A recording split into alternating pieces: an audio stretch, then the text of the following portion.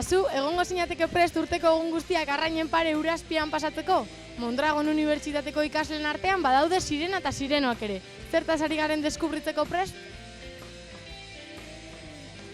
Txikitatik igeriketan egon nintzen eta konpetizio egunetan oso urduri jartzen nintzen eta oso gaizki pasatzen nuen.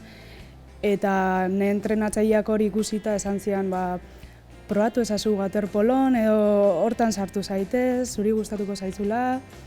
Eta probatu egin nuen eta kriston deskubrimendu izan zen. Orain dela 3 urte hasi nintzen, nire kuadriako bat hasi zen batxillerren aurrenengo urtean.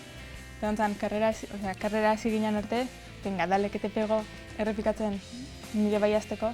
Azkenean saskibaloi hautzen honen, oportunidade hona zala, eta hasi nintzen. Hasi nintzen 8 urtekin, 2001an uste zela. Eta beti gustatu izan zaiten ikusten ditunean jendea guretan, beti erakarri izan diten kirol bat izan da. Ni orain hemen Aretxabaletan bizitzen, hemen entrenatzen dut nire kabuz, eta gero ostiraletan taldearekin elkartzen naiz Bilbon, eta asteburuetan partida.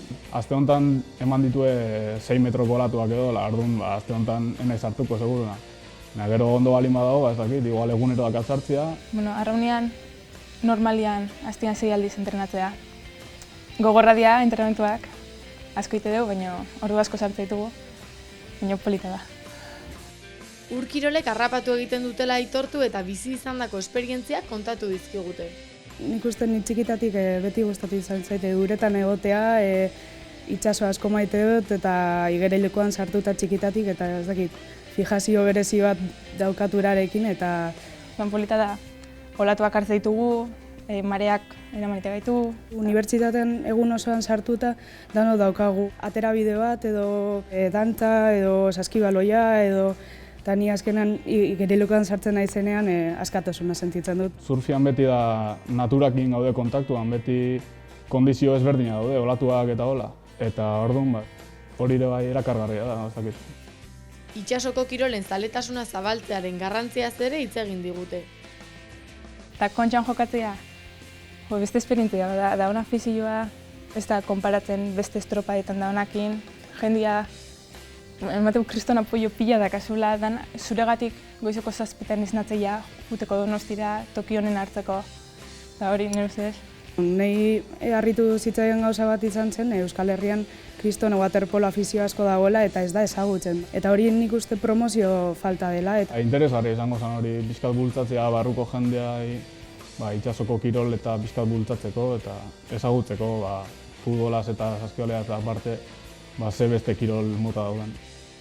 Gauza da, arrauna olako deportiak inguruko pertsona dazkazu ez tezu hile zauten. Orduan nire ustez bai inberdala pixkat iriki, porque berez deporte bezala oso ondo dago. Ondo pasatzeak, kriston harreman onak sortzeia. Tailer moduan eta umeak animatzeko, nola ez den deporte gogorra pentsatzen duten bezala, da divertitzeko, askatasuna sentitzeko eta azkenan ondo pasatzeko, horretarako egiten da. Bakoitzak sufritzeko dakan gaitasuna, eta ikustia lortu itezula 12 minututan aldezundan ematea, satisfazio bat, nire ustez beste deporte batzutan ez dela lortzen.